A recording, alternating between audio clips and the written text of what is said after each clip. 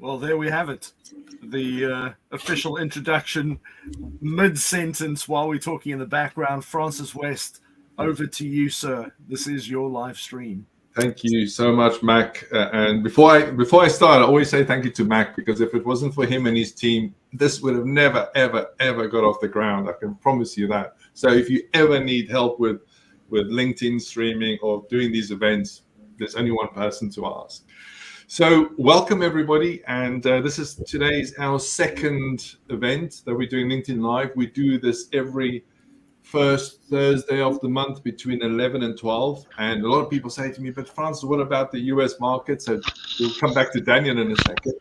But our plan is to do a second event during the middle of the month, because that way we can, later in the afternoon, so we can capture the US market and other countries as well. But these sessions are recorded. They do go out email. They are streamed everywhere, thanks to Mac. So there's always a way to get this information afterwards. And the whole idea about today is about education. Number one, why is it so important to know about your data that's sitting for sale right now on the dark web?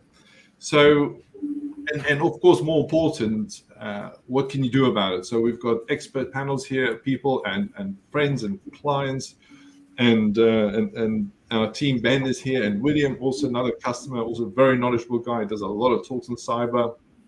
And so, thank you, first of all, for everybody's time, for making time to come and share your knowledge.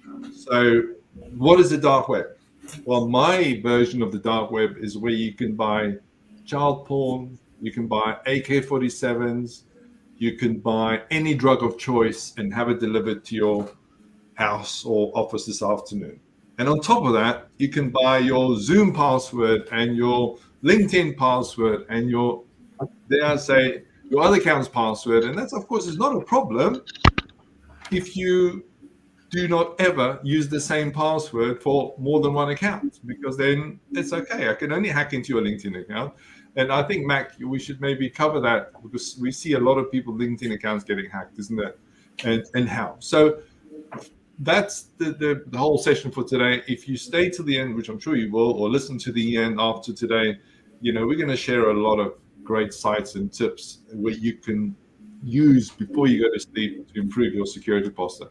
So the person that's the most furthest away, I'd like to introduce first, Daniel. He was introduced by a very close friend of mine, and he's got some fantastic stories still. And tell him, what time is it over there, Daniel?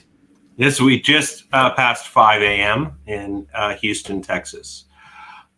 And I'm really grateful to be here, Francis. My background is really cyber threat intelligence and cyber exercising.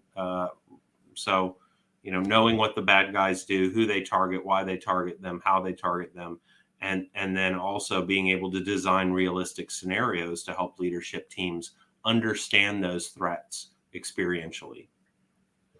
Great. Well, we're going to come back. Thank you, Daniel. I know we spoke yesterday, so I thought there's no chance you're going to say yes to come and join us. But with the knowledge that's sitting in your head and your experience with interrogation, we need people like you to help fight this battle. So let me pass over to William.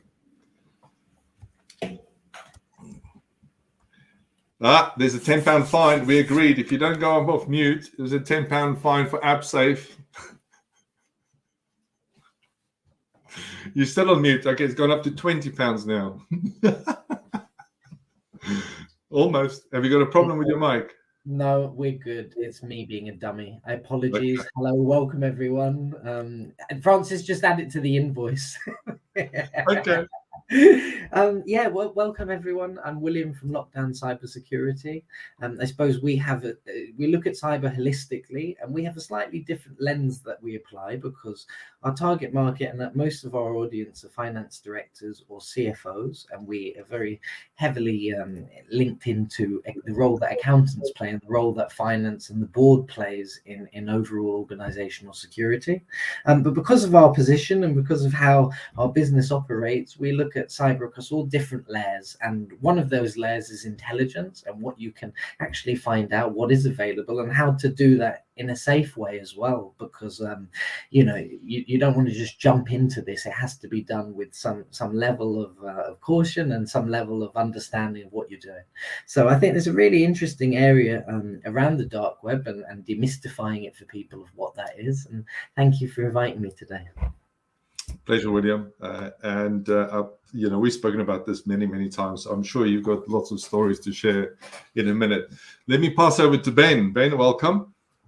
Ben is my right-hand man at Security Aware. Good morning, Francis. Good morning, everyone. As Francis says, it's my job to keep our customers safe and secure, and I look forward to sharing a few ways in which you can actually use the dark web to keep you safer. Now you've got me intrigued straight away. I want to hear that first. But before we go back to that, Ben, I'd love to introduce you to Louise. I could introduce her easily, but Ben and I, just to give you a bit of background, did Clubhouse for probably about 2 years through COVID. And every Friday afternoon between 1 and 2, we were helping people with cyber around the world. And we had loads of people. And Louise was always joining us on these sessions, sharing her wisdom. But over to you, Louise. Thank you, Francis, for that warm introduction. So my name is Louise Richardson, and I am the CEO of a small charity in the north of Scotland.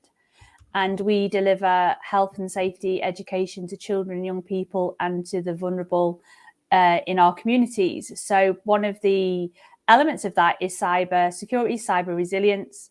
So I have learned buckets with these interactions. I'm very excited to be here, and we are all here, I guess, so that we can protect all our communities, but particularly our sometimes most vulnerable, which are our younger audiences. So I'm here to help, support, and share maybe some experiences, if we have time, of some of the young people that we work with. Thank you very much, Louise. I find it fascinating. I've got a 14-year-old son and 2 older kids, and the other day, on that note, Ben and I was asked to do a, like a careers day at a local school here in Hertfordshire. And we were there for 2 hours. And I tell you, both Ben and I were shocked how little the children and the teachers knew about cybersecurity. I thought that, this is not a big problem, but now I can see this is a massive problem. And my view on the world is we need to start educating kids at 5 about cyber risk and problem, and also how to fix it.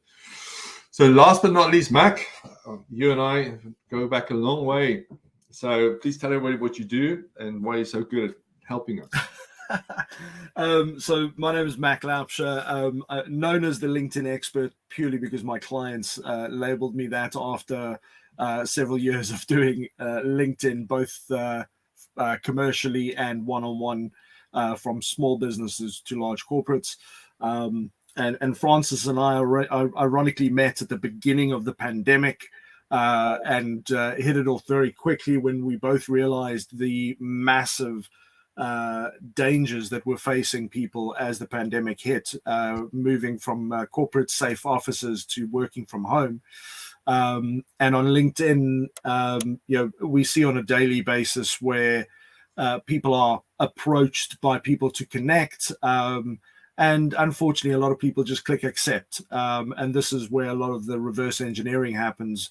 You don't have a look at their profile. You don't have a look whether they've posted before, whether they've got activity, how long they've been on, who their previous, other connections are, whether they've got other recommendations, whether they're real recommendations. So it's very easy for people to, unfortunately, step into your world and you not realize that there's a danger. So, conversations like today are really, really important for all business owners. Regardless of how small you are, just because you're not Google doesn't mean you don't need to protect yourself. Even more reason because you've got more to lose. Those big companies have deep pockets, so really important. So that's me in a nutshell, Francis, and look forward to this conversation. Awesome, thank you, Mac. I just saw there on the comments there that Catherine France is meant to join us today, but for some reason I apologize profusely. She didn't have a link. Catherine, just check your email. I've sent it over shortly, well, a few minutes ago. So you should have in your inbox, and then please come and join us on the panel. So Daniel, over to you. Please tell us your whole view on the subject, case studies you're dealing with. How do you make this problem go away, if it's even possible? Yes. So from my perspective, the way I like to describe the dark web is, it's the frontier, right? It's out there where you don't have a mailing address that brings stuff to you. And so what that effectively does is it allows nefarious actors to hide. Once the stuff is out there, if somebody dumps my information that they've stolen and they put it on a reputable website, there's a process to get that stuff taken down, right? And it leverages the fact that, hey, you're a business and it's not a good business idea to host stolen data. And so I can convince you to take that down. The same thing if somebody makes up information about me, and if I can convince this legitimate business it's not legitimate information, they can pull it down. But in the dark web, there's no sheriff.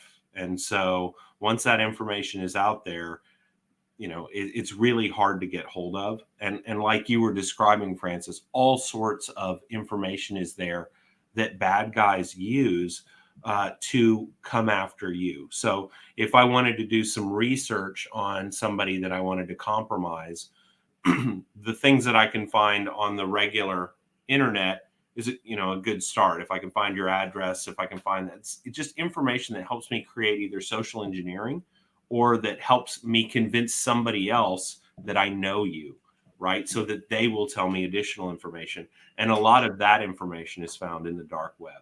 So your personally identifiable information, right? Your social security numbers potentially were stolen in some kind of compromise. And that's where they typically hang out and can be found. Your credit cards, stolen credit cards, you can just buy them for cents, and then use them until they're dead. No guarantees on anything in the dark web. What you're saying is once your data is in the dark web, there's no way to take it down. It's pretty much there. And yeah, unless you can find where it's hosted and there's no map, it's going to be there. Yeah, well, I think we need to come back to that. I'm looking at one of the links we'll share in a minute is all the latest up-to-date stats of the dark web. And one of the things that you've just mentioned, in 2020, hackers exposed social security numbers belonging to 250,000 professionals on the dark web.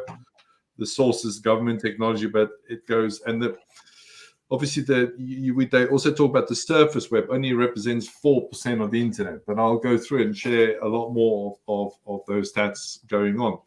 Catherine, welcome. Please introduce yourself. I'm so sorry you didn't see the link. We've also got Kevin. I've also emailed Kevin the link. I did wonder where you were, but it makes sense now because you didn't see the link. What I'll do is I'll shake my head so my ears can slap me away. Hello, nice to join you all. So yeah, my background is insurance. I write content for insurance businesses, and I've worked with Francis and we've written some stuff together.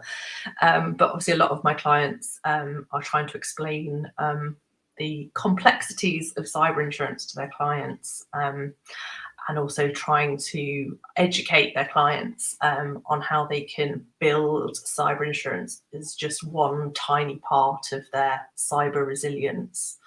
And that's a lot of the work I do at the moment. So I'm not a specialist in cyber insurance, but it's something that I come across pretty much every day. And yes, I'm really interested to see what you guys have got to say about it. So thank you for having me.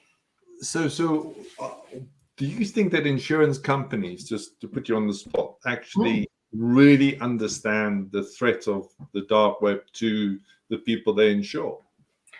I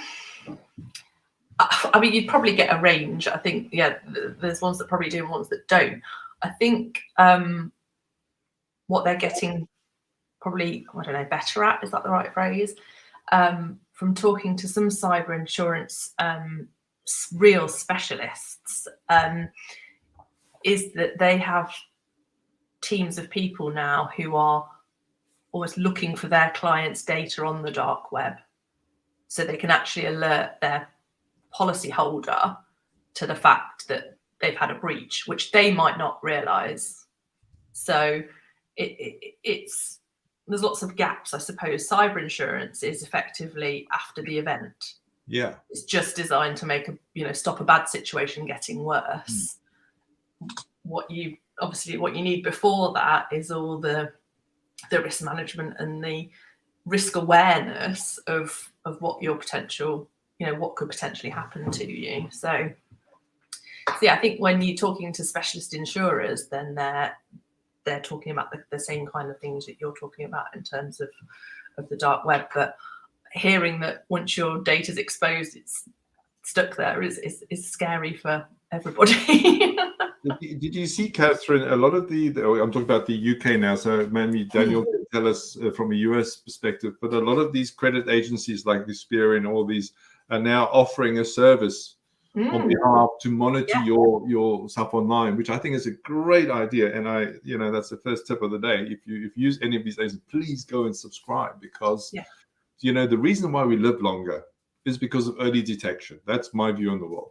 So when it comes to cybersecurity, the same logic applies. If you have the right systems, tools, monitoring in place, never mind the training, you just stop being low-hanging fruit. Well, Catherine, thank you. We'll come back to you in a second because I know you've got lots to share. I'm delighted that Kevin made it. This man is all about data. So we thought, you've got to be here. So please introduce yourself, Kevin, and tell us what you do and also your view on today's subject. No, brilliant. I really enjoyed last month's one, and I felt I had to kind of jump in and help from a data protection side to give it a different view. So yeah, I'm Kevin. My company is Data Protection in a Box. My background is IT. I've run IT departments for 20 years, and since 2016, I've been a data protection consultant. My company is all about helping smaller SME companies become compliant, without spending shed loads and all the scaremongering involved. We just want to help the smaller companies be honest and pitch it, and you accept your own risk levels. Today hopefully I can just give you a different point of view from a data protection side rather than the cyber side.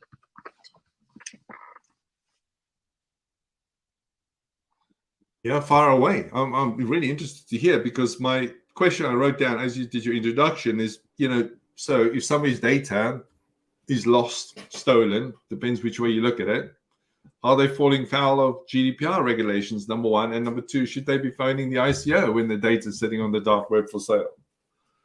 Well, that's the big thing. So at that point, it's you're following your breach process. So you should be looking at what information's out there, reviewing whether you need to report it to the ICO. I can drop a link to the ICO website. It's a nice little tool there that tells you if you need to report to the ICO, and then finally add it to your breach log, your breach register, which will identify what's been lost, what information's out there, and what you've done to try and reduce the risk of it happening again in the future. And I think this is a subject that maybe needs a complete separate conversation, and that's all about supply chain. Daniel and I spoke about that a lot. We see that a lot in the UK, people's data getting compromised and they don't even know about it, but they're supplying bigger companies. So Louise, thank you, Kevin. Let me move over to you, Louise, because you deal with the subject, when it comes to children, and we all know, how important this is. Can you explain to us what you do? What's your view on this? How do we fix this problem, if it's all possible, with the children? I mean, I think we touch sometimes on the tip of the iceberg. So we're at the back end of it, where I see the front end of it. So if we believe that there's an issue with kids, then we can times that by 100. So from sharing information online that's inappropriate, sharing personal information when we look at data. So they're sharing, I don't know, their mother's maiden name. So we do a little trick with them. So we say, if I went on Facebook now, I'd know how old you were because you've got a Leavers hoodie on. If I look back, you're probably on Facebook with your mum, who's probably wished her mum a happy birthday. And that gives you your mother's maiden name, date of birth, happy birthday. And actually, even I'm not an IT expert or any data protection expert, but actually even something as simple as that can give them enough data to know that somebody's mother's maiden name. I don't want to give people tricks on here, but it's quite easy. And that's the simple worry. The more complex worry is what kids are seeing online, what kids are able to access online, and the images they see from a sense of how they're supposed to behave and look. I call it the Kardashian effect. Other people are available for that, but then that's how we're supposed to look. But also is how we get them to realize their behavior online is real behavior. And I think that's the thing, that's the key. We need to start saying to kids, anything you do online is a real behavior. It's not something that's abstract. It's not something you can be removed from. And as Daniel clearly said, that can be copy and pasted anywhere in any site, but particularly on the dark web. And that will be without their knowledge. And that can be sought, copied, brought up later in their profession, later on in their career. So if you think of all the pictures that were taken when we were kids, and I'm a bit older than some people on here, so the ones by the beach or wherever, I mean, they are now public domain. Kids are being filmed from when they're in youth, in vitro, so they're literally when they're babies, and so I think when we look at what the compact and the impact on young people, it's exponential to what we are thinking about today. Because as Francis clearly saw, and as we see all the time, is young people are not equipped because we're not equipped. So how do we teach our young people how to be equipped with this new digital era if we're not equipped to do it? So we have to keep on stripping it back and going back and finding out where we sit and finding out where they. And interestingly, the investment in education for young people on cyber is usually code writing, or how they get jobs in cyber employment. But actually, the investment in cyber education in terms of how you say safe is pretty low. So I very quickly had a meeting with I'll call it Aberdeen Council the other day, and they were saying, the schools can do it. The schools cannot do this on top of what else they are doing. So it has to be as particular as learning maths and English. So we see time and time again the vulnerability on the scale from I'm not going to change my password, or they don't understand about privacy settings, to how exposed they are to images, but also how exposed they are to not understanding their behaviors of real behavior. And it's quite humbling, but also it's devastating, because you think, how do we keep these kids safe? How do we keep them safe? So that's the conversation that AbSafe go back to time and time again, because we need to get it right, and we need to be talking about and challenging their views on digital access or digital exposure. So on that note, you know what, Louise, you just reminded me of something. Yesterday morning, I was on one of my security panels that I serve on. It's called the Worshipful Company of Information Technologists Security Panel. It's a long sentence. And we were discussing exactly the point that you've just made, or several points. So I think it might be a great idea if you could actually come and join the WCIT and be on this panel, because they are putting a lot of effort into getting funding from government now, especially in the UK, to start educating the teachers and, of course, the kids, because the parents are, unless you've got a young parent, they're also pretty clueless. So thank you. We need to. I think we can have a discussion or session purely on child safety when it comes to cybersecurity. Thank you so much, Louise. And so, by the way, Louise is just launching a new page. So, we try and raise funding for AbSafe all the time, because you can hear the work that they do for our kids. It's just phenomenal. William, over to you, please. I've remembered to unmute this time. Louise, that was really interesting. The only comment I would say is that, unfortunately, my school didn't teach me maths or English particularly well. So I worry about their ability to have taught me cyber on top of that. But I think everything that you're doing is really, really valuable. this is a really interesting area for me. And if you YouTube out Silk Road and you watch the documentary on that incident and that whole area, it is unbelievable. And I suppose that there's a kind of underbelly of piracy, right, that I can remember going back a long time, right? Napster was the first one, I think, where it was all of a sudden I could download something, I could download songs, I'd have to go to our price to buy them, and now I could have them for free, and I could have them all on my computer. And so these were like the precursors for things being available that potentially once had a price that you paid for. And I really like, Daniel, your nefarious kind of marketplace for crime as a description of what that dark web is. And it's a really good one where you can literally, I mean, there's instances of everything. And somebody told me recently that there was a submarine for sale. It was an old decommissioned nuclear submarine from Russia that was for sale on the dark web legitimately, which is absolutely crazy. One of the things that I thought I'd mention as well is that out of the plethora of different stuff you can actually purchase on there, one of them that you can buy is certificates and degrees. You can buy fake certificates and degrees and things that will give you. And actually, from a vetting perspective of how we employ, I think this is a really good, because these counterfeits are phenomenally effective. They look incredible. And as a business, we are quite trusting, right? And if somebody has a nice smile, if they talk a good game, if the documentation backs it up, we're probably not going to go to the lengths of due diligence that maybe we should be undertaking, because we're living in a world of increasing AI processes, in abilities to be able to buy things that look very similar to the real thing, but not their counterfeit. So from a business perspective around the employment and vetting, I think it's a really important thing. Intellectual property theft, we saw a number of instances of last year. Nvidia, they had their stuff kind of leaked out. So did EA. It makes me question the value of intellectual property once it is put onto the dark web. Does that impact? And I think it has to. How could it not, right? Because it leads to people pirating that and to doing all kinds of different stuff with that source code. So one of the things that I think of is for a business, when protecting themselves, they have to recognize that actually these leaks are incredibly damaging to the intellectual property that they have if that gets leaked onto it. One of the things that I've seen in the last year or so is data trackers, that people actually can put little trackers into their piles of data. And that way, if their data is exfiltrated, they get an early warning alert of where it's then being seen. And, I mean, there's so many points here that I've written down. I'm not going to have time to go through.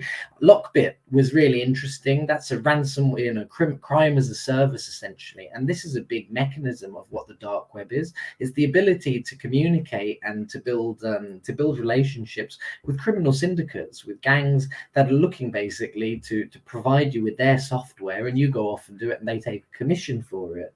And it was just interesting going back with the children one, Louise, that actually Lockbit posted up this week, and it was a daycare center, and ethics in crime, Lockbit actually apologized and said a public apology for doing this, and said that they can't choose who their affiliates are, but they've removed this particular affiliate and he won't be dealing with them again, which I thought was crazy.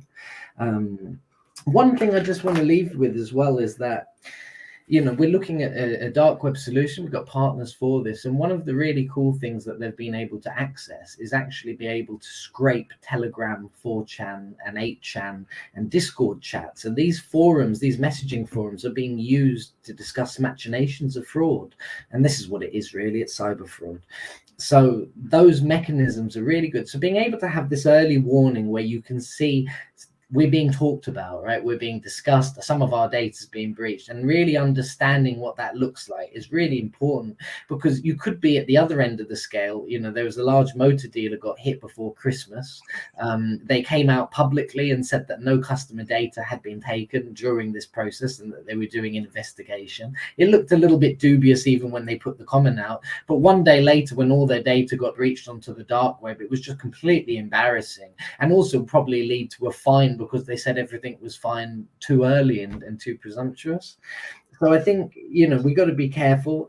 Some of the other stuff they put on there is sucker lists. So if you've paid a ransom, chances are your business and your name's been put into a spreadsheet somewhere and it's being sold to other criminals because they know that you're likely to pay up. So that's something to be aware of. So just last bit that I will say is that there might be a temptation here to just download Tor, which you can get now as an extension for Google, and do Chrome and jump on it and see what's out there in itself. And when you do that, you leave a footprint. So the advice is always to go through a professional body to do this. What they actually do is they take it off the darknet, they scrape those pages, and then they can interrogate them without leaving that footprint. And that's a really important process in protecting yourselves as well. So I would always advise that you can be interested and you can read into it, but actually if you're going to undertake this exercise, work with a professional organization that does this as their day job. That's brilliant advice, that, William, because I know, again, somebody just posted there, and please go ahead, feel free to start posting any questions that you have that you would like us to answer. But somebody posted here, yes, there are 12 to 16-year-olds who have all the skills required to pull off a hack. That is so true. I mean, there are sites you can go to called ransom as a service. So for $100, not only can you get a ransom attack, you can even get somebody to execute the ransom attack, and they've got a telephone support number. It won't be a very sophisticated attack, but for $100, you can pretty much take out anybody. So before I hand back to Mac and also to Daniel, because there's so much we still need to get. I always watch the time. We've got 29 minutes go, and I see Jill is also on the call. We run through these sessions, and we only do one a month. So, and there's so much stuff we want to share. But I'm looking at this is 2023 alarming statistics here that I'm reading, and we will share the links in a minute because I gave them all to Mac to share in a short while. That's the techjury.net one, where they say the countries whose population has the largest per capita usage of the worldwide darknet platforms is India. The credit card numbers costs to get credit card numbers, you can buy them for as little as $9 a go.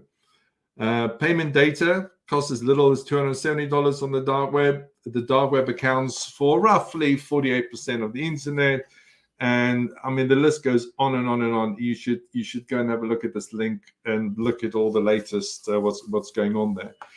And I just want to, before I pass on, I'll just tell you a quick story. This guy phones me up, doctor from Australia the other day. He says, Francis, I've been looking at your post because we post every day on LinkedIn. So please follow all the speakers on the session today. He says, I got this email through and I'm really worried. I'm a doctor. I've got loads of patients and I'm married. I've got 2 children and I need your help. I said, what's up? He said, yeah, no, I got this email that they saw me masturbating, and they've got a video of me masturbating in front of my laptop. And I'm like, yeah, been there, done that, seen that before many times. But the guy was really, really worried, because if that got out, you can imagine what that would have done for his whole community and his reputation, really. So I said to him, let's call him John. I said, John, let me tell you that 99.999%, unless you can tell me otherwise, of course, this is a scam. And the reason why this happened is because they bought your data off the dark web. Because we spoke earlier about, I'm sure everybody on the call here today used Zoom. I mean, 500,000 records became for sale, I think last year, the year before now. So if you have a Zoom account, which I'm sure you do, please go and change the password, because I bet you any money, potentially your password is for sale on the dark web. So anyway, coming back to this guy, shame. So I spent probably about half an hour with him, and we went online. I did some checks. I showed him everything. I told him what to do. And all I can say, you should have seen the relief on that man's face when I told him, don't worry, this is a scam, and this is how it happens. But of course, Ben and I will tell you that, 91% of all attacks came in by email, which of course originates from the dark web. That's now gone to 94%. And I think it's criminal that business owners are still relying on their staff to decide whether this email and this link sitting in the inbox is an attack on the business or personal as well. Anyway, so on that note, Mac. So, wow. I've got tons of questions popping into my head over here because I unfortunately, I myself have been on the other end of various different scam attacks, and some that I've noticed early enough to figure out what was going on. But Travis Robinson has asked a question which pretty much is in line with what I was thinking as well. Is what are the simple ways to validate someone's authenticity with little to no knowledge and understanding of the dark web? And as you just said, a lot of companies leave it to their staff to try and figure it out. But these things have become so clever, so complex that what would you say are like the top 3 things to kind of go look at that should raise red flags? Ben, can we throw that one at you? Oh, another £10, Louise. There we go. So I think there's a slight delay on my StreamYard. In terms of being able to validate the authenticity, I'm going to refer back to what William said, in that it's having either a company or the right tools that can actually then go on the dark web to use that information to actually help protect us, because the dark web is out there and it's becoming more and more widely known about the extent to which the criminals interact on the dark web, the forums, the selling and the sharing of data. And now, as William said, it's the fact you can actually go and rent or buy malware, access to a machine. You don't have to be a particularly technical person anymore. You can go and get all these resources out there. So it's actually then utilizing a tool, so something like our password manager, Francis, that actually goes and checks the dark web to see if any of the passwords have been leaked in a data breach. You mentioned Zoom, and LinkedIn was another one that goes back a few years now, but they had millions of their usernames and passwords leaked, and it's then this data is the weapon that's being used against us. So it's our own data that they're then manipulating to actually be able to commit fraud, access our accounts, because they're relying on weak and reused passwords. So they'll find the one that's been leaked and then reuse that across all your different accounts in the hope that it's been reused, because of the amount of passwords that we need to actually retain now. So without having a tool to actually help us do that. And then they've got companies that actually do go out there and investigate what kind of information is out there in terms of company data. So if they've been linked in compromises, and then you go on to again, I think William kind of stole my thunder on this a bit today. He also mentioned about the intellectual property out there. So it's the different ways, in not just from attacks against people, but attacks against company, in using their own technology against being able to manufacture a product, but do it in a different country cheaper, and then actually take that the company with who had the initial intellectual property goes out of business, because it's being mass produced for a lot cheaper in a Middle Eastern country. So it's actually being able to use those tools, use these companies that are out there, to actually help keep us more protected by using that, by going, because they can go out there and have a look for that data, and then actually we can use that to prepare ourselves and make sure that we're being as safe as we can possibly be. Thank you, Ben. I'm watching time here, and I've got so many questions and things I want to share. The first one I always like to share with people when I do my talks is a website called haveibeenpawned.com, and hopefully Mac can put it on the chat. No, he's done already. He's far too. He should have been a twin, Mac. You're far too good for one person.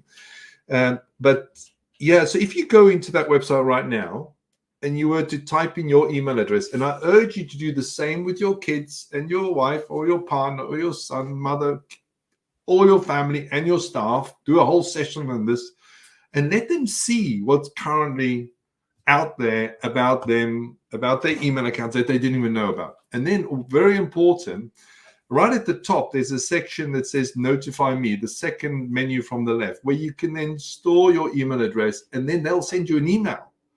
as soon as there's a compromise. So please have a look at that. It's a brilliant site. I've recommended to probably thousands of people so far. I mean, there's many others which I'll share in a minute. But Daniel, I want to come back to you because, I'm very grateful for you getting up so early. What time is it there now?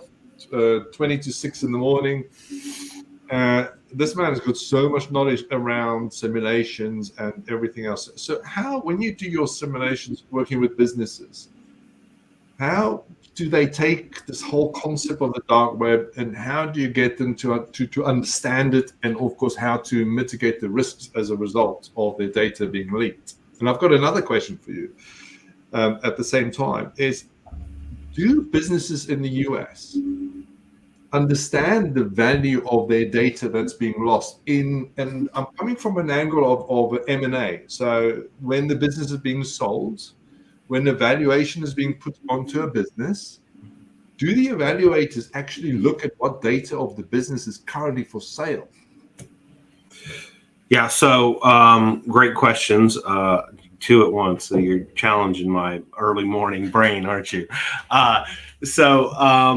Yeah, I think one of the things on the dark web is it is a treasure trove of information, right? Anything, we like to categorize, there's three types of hackers. There's the hackers that come after you to embarrass you. We call those hacktivists, right? That you've done something to offend them and they want, to embarrass you publicly. So that stuff's probably not going on the dark web, although it's probably also a copy of it on the dark web.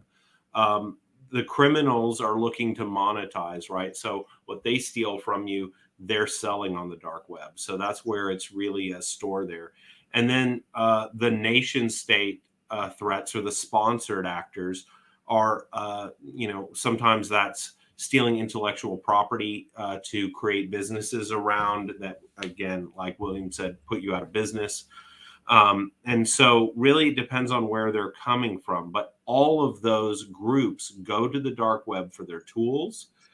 They go to the dark web for information that shortcuts getting you compromised, right? So if it's learning, who the people are in your organization, or where they go, where they bank, any kind of information like that, where they can send them. I mean, if you get an email from a bank you don't bank with, it's very easy to just dismiss it and go, oh, this isn't me. But if it's your bank saying, hey, there's something going on, you best click this link, it's best not to click the link. Always go, and kind of this also goes to Travis's question, always verify who you're talking to in a way that's not in an email that says you should talk to me, right? You should find, if somebody invites you, and I always like to say, am I already connected to this person, right? And if so, call them on your phone or find some other way to connect with them and say, hey, I just got an invite from you. Is that you? Again, any kind of double checks that you have in your policy and procedure, is a good way to just put slow the process down, think through it. And as far as mergers and acquisition data, if I were going to buy a company, I absolutely would, again, not go into the dark web, because everything you click there is a trap, right? I mean, if you think the regular internet is not safe, the dark web is really, I mean, it's absolutely, everybody wants to take advantage of people there. So where somebody should be scraping for that information, right? Am I buying a company whose information is already available out there in the dark web? Then I'm not probably getting the intellectual property I think I am. Yeah, very well answered. Thank you very much there, Daniel. There was another question I was going to ask you, but now, of course, that's escaped me completely. You mentioned exercises, and the one thing I'll say about exercises are it gives businesses an opportunity to think through these puzzles, these things that we're talking about that don't come up every day, right? If it's not in your periphery, you can't really think through, well, what would I do if somebody threatened me, my family, my business, and just having somebody who's knowledgeable walk you through a realistic scenario will open up that awareness and help you. I mean, I personally think, letting your kids sleep with their cell phone in the room is as dangerous as letting them sleep with a loaded gun in their room. You really need to know, and control as much of the danger as you can, right? Yeah, no, precisely. Thank you, Daniel. I see Lawrence Perry, who actually is a top man who introduced me into Clubhouse First Places Online. Lawrence, unfortunately, I'd love to have you on the panel, but because we're limited, I'll get you on to the next session, I promise. Then you can share your wisdom. But thank you for being on the session today. Talking about the dark net, I don't know if all of you listen to podcasts, but one of my favorite podcasts is all about the dark net diaries. And I cannot recommend it highly enough. I mean, there's a lot of episodes. I've been listening to it for years now, but there was one disturbing one that I listened to, I think it was January, February time. And it's all about this, I don't even want to describe it, but about children and photos and videos and people using Bitcoin accounts to subscribe. And what the good news for me about all of this bad stuff is that the criminals, including, imagine this, you're a head teacher and you're sitting having your Sunday lunch and the police comes in and they take you away in front of your family, which makes me so happy. But so they were able to track everybody by their Bitcoin accounts. And one by one, they've just taken them all out. All these people that were uploading videos to this child site and, of course, downloading site. So the fact that you're thinking that you anonymous anymore, in my view, is long gone when you're using your Bitcoin account to pay for stuff on the dark web. So I just want to throw that little flag out there. So Ben, I'm still intrigued. You said to me earlier that the dark web can be used for good stuff. Hit me, please.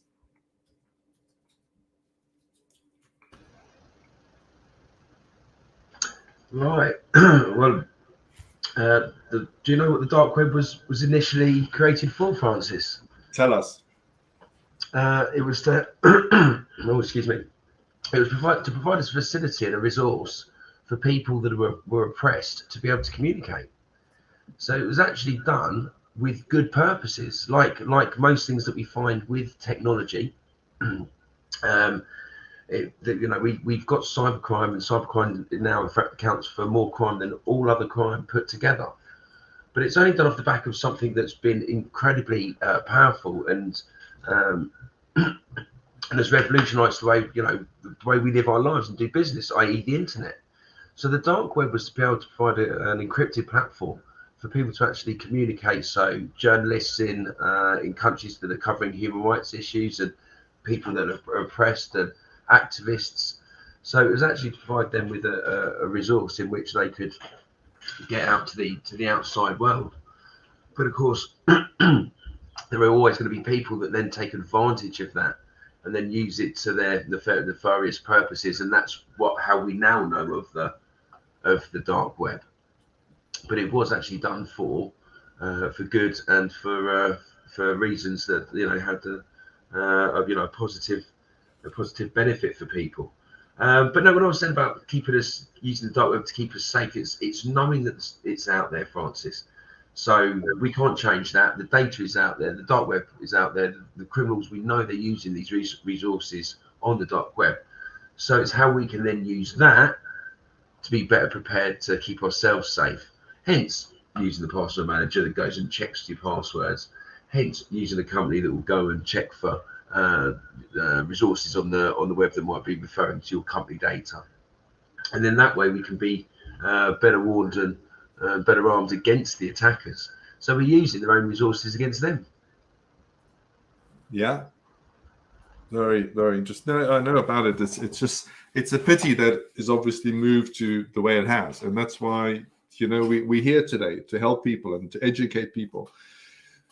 William, I've got a question for you about ChatGPT.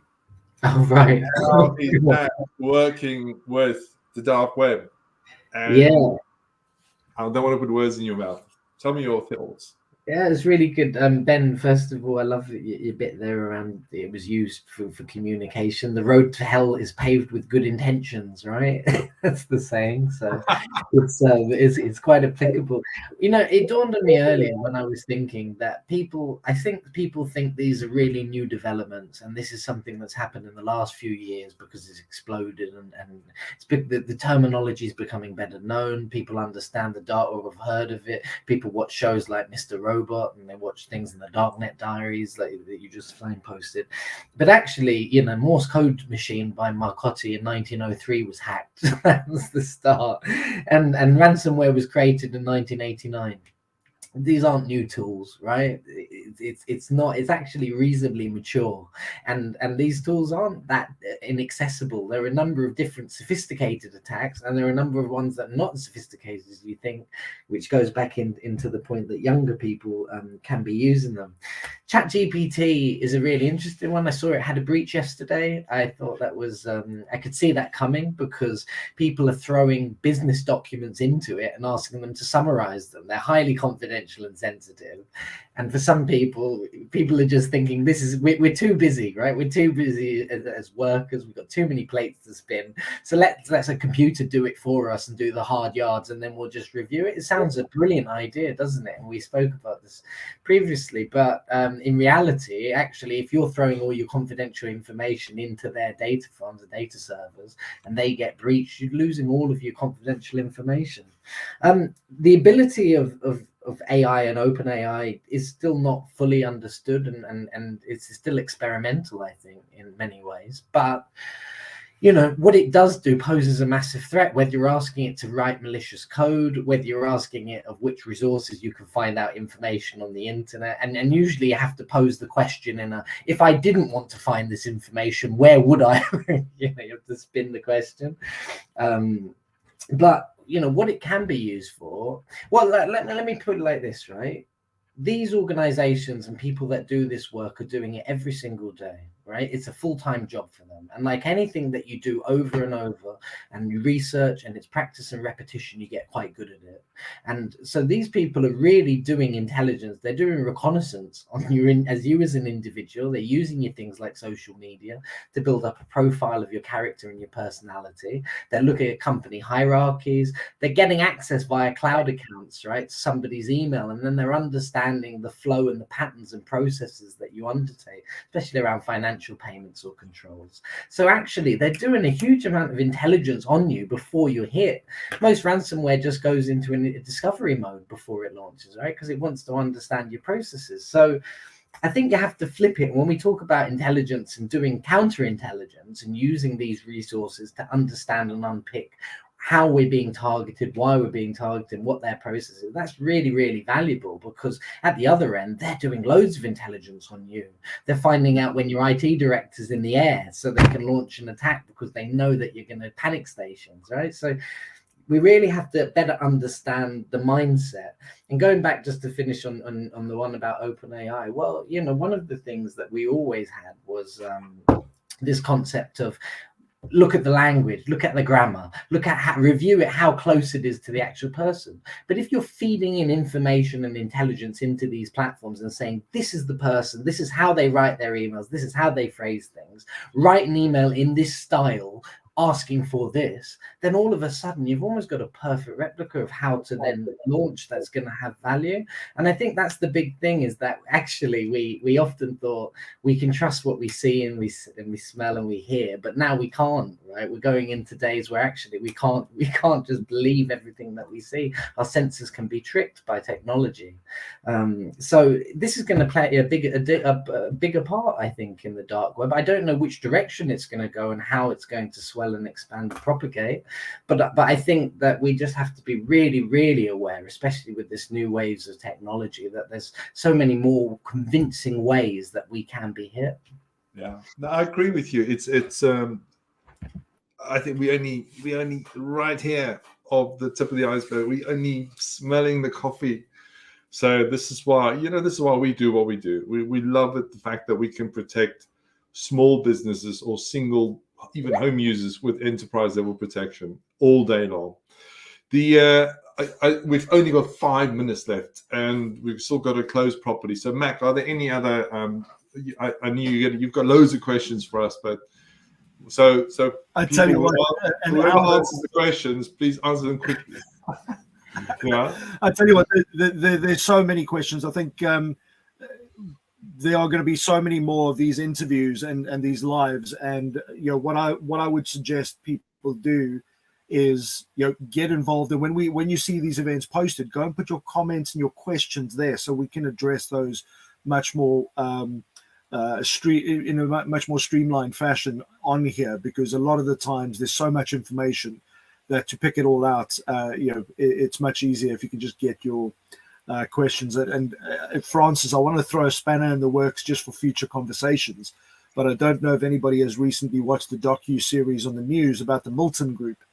But this is where organizations that were scam companies had set up multiple companies, all of the same type, actually sponsored major football teams around the world, and then ran investment tracking software that people thought was safe to go and use because the company sponsors the football team, so it must be safe.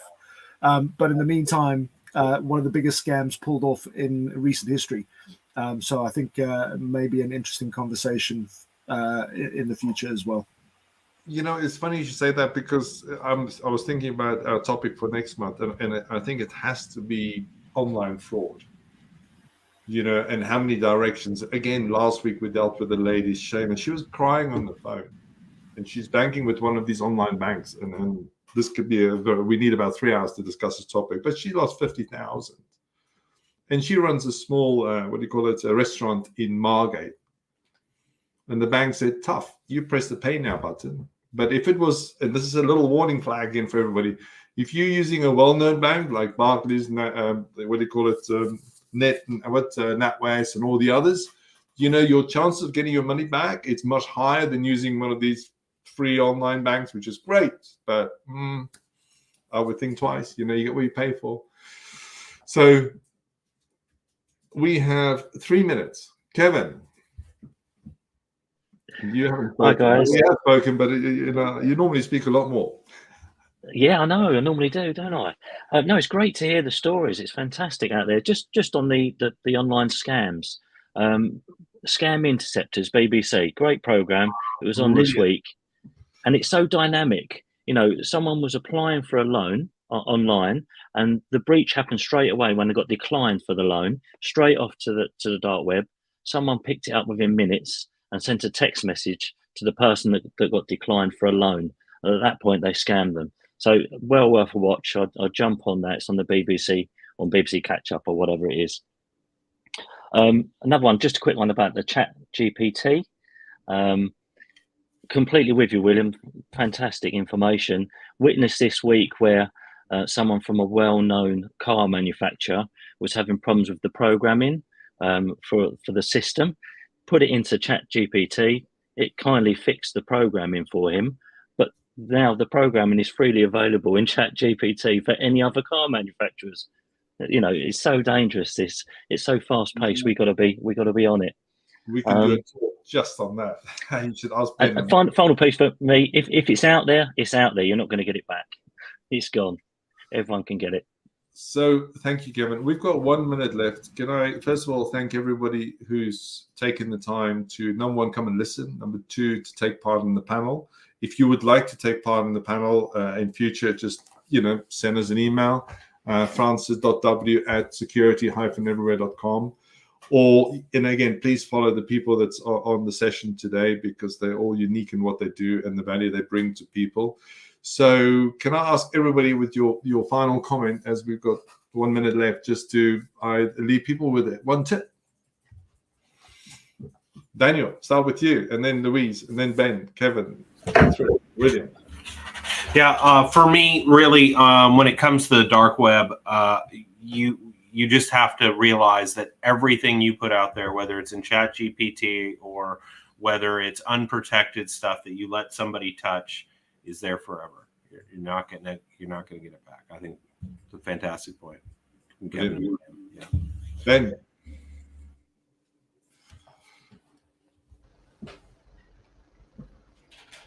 What's your leading tip for everybody today? No, I think you're having fun with your. Yeah, it won't unmute, Francis. So I'm. Yeah.